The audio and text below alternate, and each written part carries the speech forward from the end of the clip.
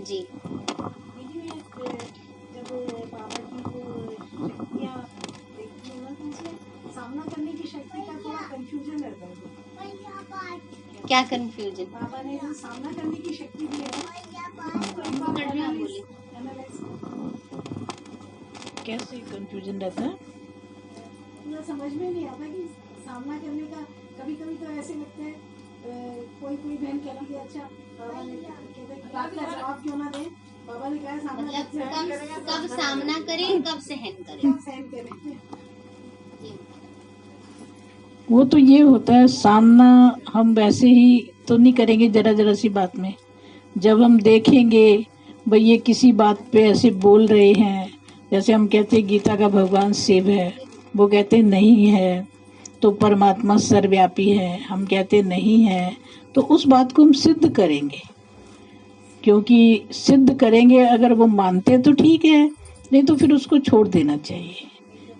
हाँ, फिर वो नहीं करनी चाहिए, हमें जिद नहीं करनी चाहिए। हाँ, क्योंकि वो शुरू से वही मानते हैं तो वही मानेंगे। और या कोई परीक्षा आती है तब सामना करना होता है, तब सहन भी करना होता है। अब किसी समय हमें सहन भी करना होता है और किसी समय सामना भी करना होता है। वो देखा जाता है, परिस्थिति जैसी होती है उसके अनुसार। और कोई? हाँ जी बताइए। दीदी इसी बात के ऊपर मैं ले जाऊँ, सामना के ऊपर। ये मैंने लेक्चर भी सुना है दीदी शिवानी का। इसमें एक ये बात बताइए कि कोई चीज गलत हो रही है, उसका आप सामना करो, वो शक्ति नहीं आ पाती कि उसका हम विरोध कर पाए या उसका हम सामना कर पाए। ये इसके लिए कैसी शक्ति प्राप्त? शक्ति तो ये है कि हमें पहले से उसको स्टॉक जमा करना पड़ेगा, लेकिन वो स्टॉक जमा होगा बाबा की याद से। जितनी हमारे को बाबा की लगन होगी, जितना हम याद करेंगे, जो भी बाबा के नियम बने हुए हैं अमृत बेले से लेकर के, तो वो हमारे में शक्ति आ जाएगी और उस समय हम सामना कर सकते हैं। और फिर जो बाबा हमें स्वमान देते हैं कि अपने को चलते फिरते यही समझो कि हम सर्वशक्तिवान की संतान, मास्टर सर्वशक्तिवान है, ये बार बार अंदर में स्वमान की स्मृति रखें।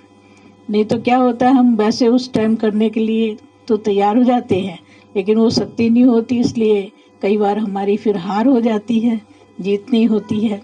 लेकिन जीत तभी होगी जब बाबा को हम साथ लेकर के करेंगे। हाँ, सामना माया से है,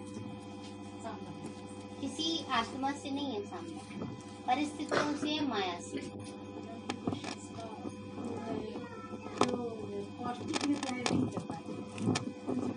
नहीं, एक्चुअली हमें माया से सामना करना है, हमें एक दूसरे से सामना नहीं करना कि हम आज अपनी बात इनको प्रूव कर दें। वो प्रूव करने की हमें आवश्यकता नहीं है ना। वो माया का रूप है, हम सहज भाव से कहेंगे तब भी वो आत्मा एक्सेप्ट कर लेती है।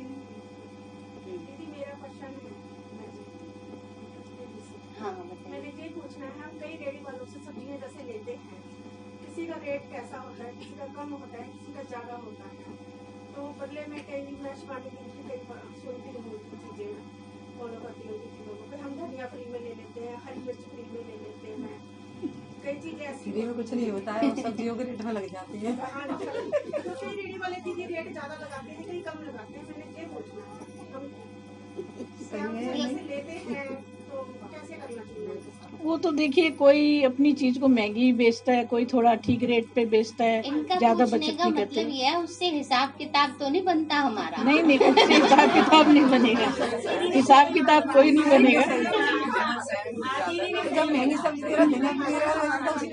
हिसाब किताब तो कोई नहीं बनेगा उससे।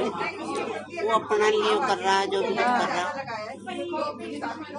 लेकिन उसमें अंदर में हमारे में चलता ना रहे भाई इसने मेरे से ज्यादा पैसे ले लिए।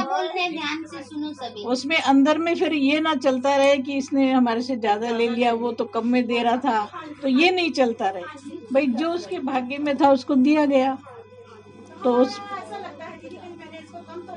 नहीं, ये भी ना सोचो ना, तो ये सोचो कि कम तो नहीं दे दिया, और ना ये सोचो भाई उसको मैंने ज्यादा दे दिया और दूसरी जगह तो चीज इतने में मिल रही है। ये भी ना सोचो भाई, जिसको जितना देना था, जिसके भाग्य में था, जिसका कोई हिसाब किताब था, वो हमने चुप तो किया।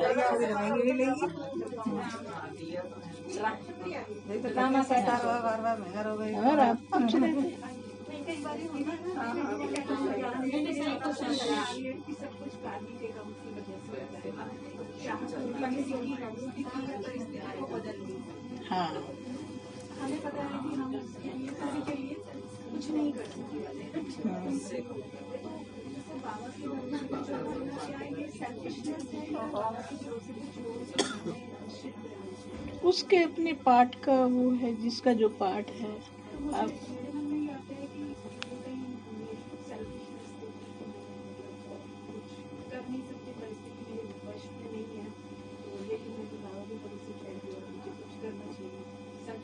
देखो, जहाँ तक हम कर सकते हैं हम करने की कोशिश करें, लेकिन अगर नहीं हो सकता तो उसको छोड़ देना चाहिए।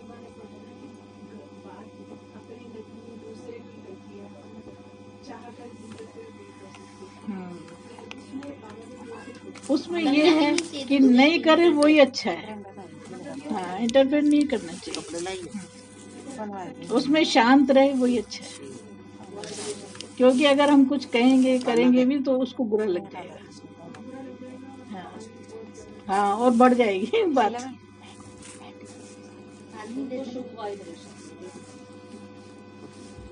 अच्छा, एक बात और बतानी है मुझे। वो आप सब भोग लेंगे, उस भोग में एक नींबू है वो बाबा के घर से आया है, मानेसर से। कोई संकल्प व्यर्थ ना चला देना। दीदी ने आज पता नहीं भोग में नींबू क्यों दिया है सबके इतने ढेर सारे थे, हमें लगा अचार कई बार सही से बनता नहीं है, खराब हो जाता है, इसलिए सबको एक एक बांट दिया, तो भोग में डाल दिया है बाबा के घर की जो भी चीज मिलती है सब प्रसाद है भाई। वो तो बाबा के घर की है ना, तो इसलिए कुछ सोचने की बात नहीं है। तो वो तो सब्जियों में काम आते ही है, नींबू तो कोई ऐसी बात नहीं है।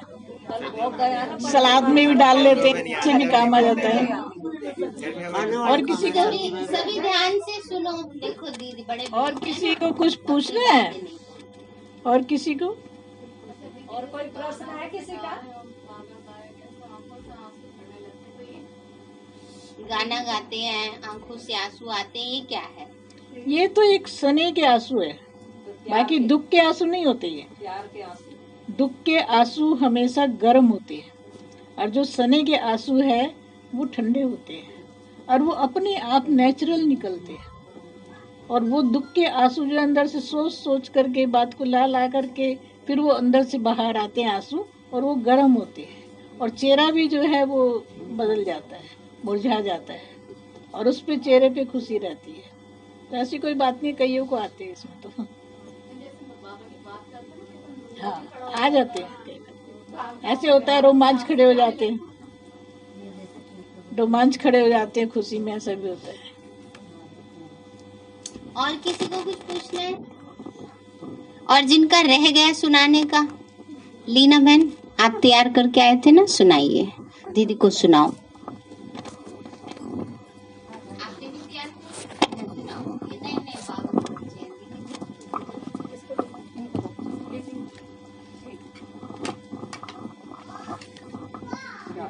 नहीं बाबा